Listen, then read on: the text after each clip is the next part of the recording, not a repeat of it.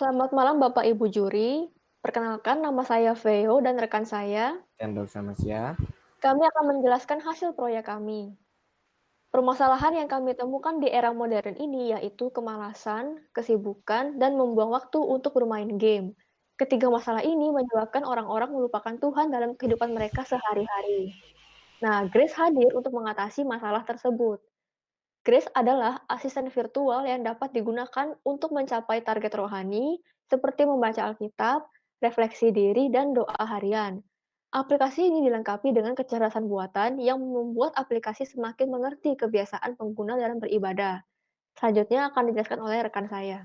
Berikut adalah teknologi yang kami gunakan. Untuk front-end kami menggunakan Flutter dan untuk back-end kami menggunakan Golang. Kemudian untuk kecerdasan buatan kami menggunakan TensorFlow.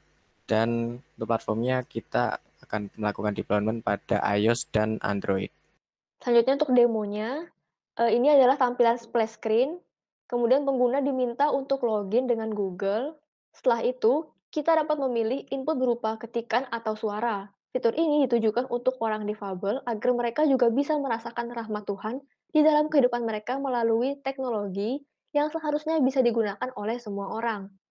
Selanjutnya, pengguna memilih rentang usia dan gender yang sesuai dengan dirinya. Data tersebut digunakan untuk fitur personalisasi dari AI Grace agar dapat memberikan ayat, doa, ataupun refleksi yang sesuai dengan usia dan gender dari pengguna. Setelah itu, pengguna mulai berinteraksi dengan Grace untuk memilih jalur yang diinginkan dengan menekan tombol Tap to Speak. Pada skenario ini, pengguna berkomitmen untuk membaca Alkitab dengan durasi yang tidak diketahui. Kemudian, Grace bertanya dan memberikan rekomendasi durasi komitmen seperti mingguan, bulanan, atau tahunan kepada pengguna. Nah, setelah itu, pengguna dapat memilih waktu rekomendasi dari Grace atau menentukan durasi komitmennya sendiri. Kemudian, Grace akan memberikan konfirmasi untuk pembuatan komitmen.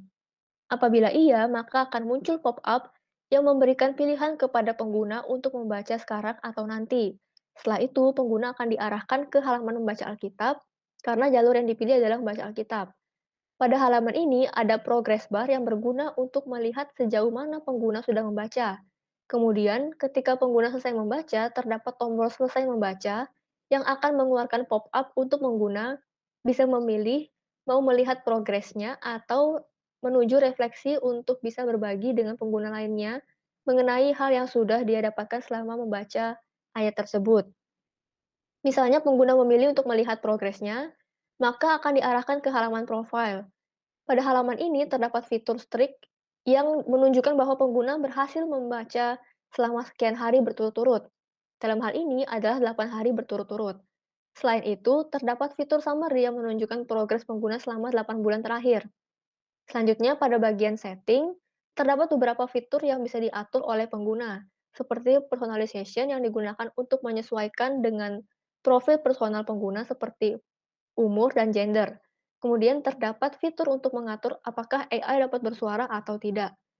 Pada bagian wall of reflection, pengguna bisa saling berbagi, mengomentari, dan menyukai refleksi diri dari pengguna yang lainnya.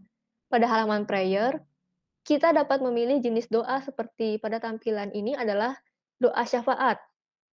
Untuk alur tombol finish prayer-nya ini sama dengan alur pada halaman membaca Alkitab. Sekian dari kami, terima kasih. Ya, kasih. Waktu selanjutnya saya akan berikan ke juri 5. Ya, saya rasa ini bagus sekali ya aplikasinya ya, dan I also want to commend you guys. Ini UI-nya juga bagus sekali dan kayaknya app ini juga benar-benar diperlukan sih. Mungkin pertanyaan saya aja sih lebih ke apa ya? What are you planning to do untuk bagian kayak socialnya? Maksudnya nih kayak dari gimana sih bisa bersambung dengan teman-teman mungkin atau kayak social aspect apa nih yang telah dibangun dalam aplikasinya? Ya, jadi untuk aplikasi ini kita sementara ini bisa langsung melihat apa refleksi apa yang dibagikan oleh teman-teman kita.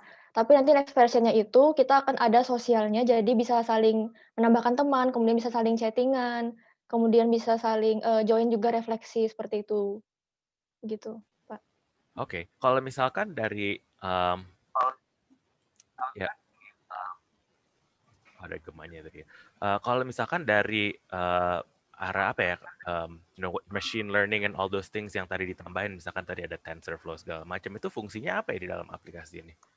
Iya, jadi kami akan menggunakan NLP, Pak, untuk, dari dari input suaranya, supaya bisa dimengerti oleh AI-nya, karena kita nanti mengambil keyword-keyword tertentu untuk membuat jalurnya. Jadi apakah jalur doa, atau jalur membaca Alkitab, atau refleksi, seperti itu.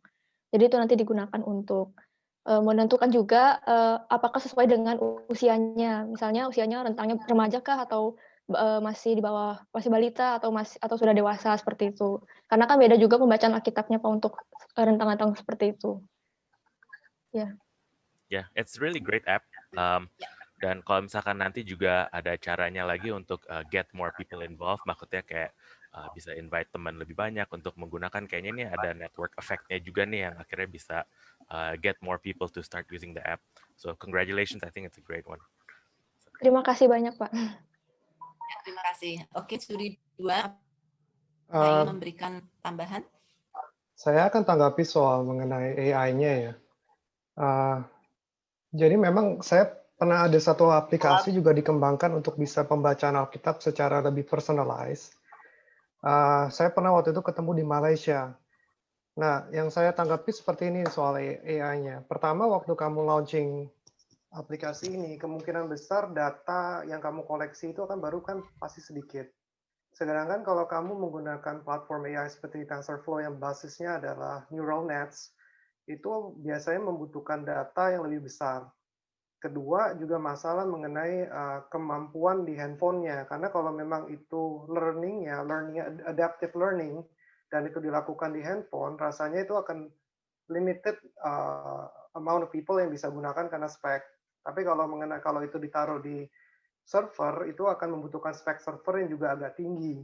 Sehingga yang bisa saya sarankan mungkin yang bisa dipikirkan, mungkin di tahap awal sebelum punya model machine learning yang baik, bisa digunakan lebih banyak pilihan di personalisasi. Contoh di salah satu app yang saya pernah lihat itu personalisasi juga ditanya, kamu sedang struggle dengan apa sih? Contoh, saya sedang struggle dengan kemarahan, dengan kesedihan.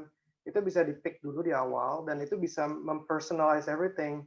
Dan dari data yang kamu kumpulkan itu, baru next stage-nya, kamu bisa bikin model. Dan kalau tadi saya lihat UI-nya memang itu kebanyakan bahasa Inggris. Dan memang kalau bahasa Inggris saya tahu machine learning modelnya seperti BERT, Elmo, Spacey itu banyak yang sudah available. Tapi kalau di dalam bahasa Indonesia, kamu akan ada hurdle besar untuk menciptakan model bahasa Indonesia terlebih dahulu. Karena modelnya bukan hanya satu stack nih. Stack itu ada beberapa. Stack pertama ada seperti dependency parsing, ada name entity recognition, kemudian ada juga seperti formalizer, karena orang Indonesia terbiasa menggunakan bahasa yang agak gaul.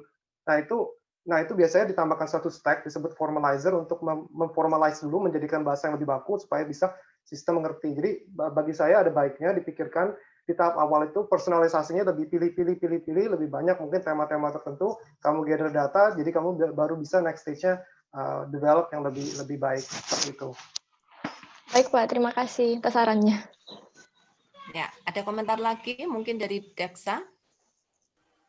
Sudah cukup. Terima kasih banyak atas masukannya, Pak David. Nanti akan kami jadikan dasar untuk membangun aplikasi kami. Sangat menarik. Iya, terima kasih, Pak.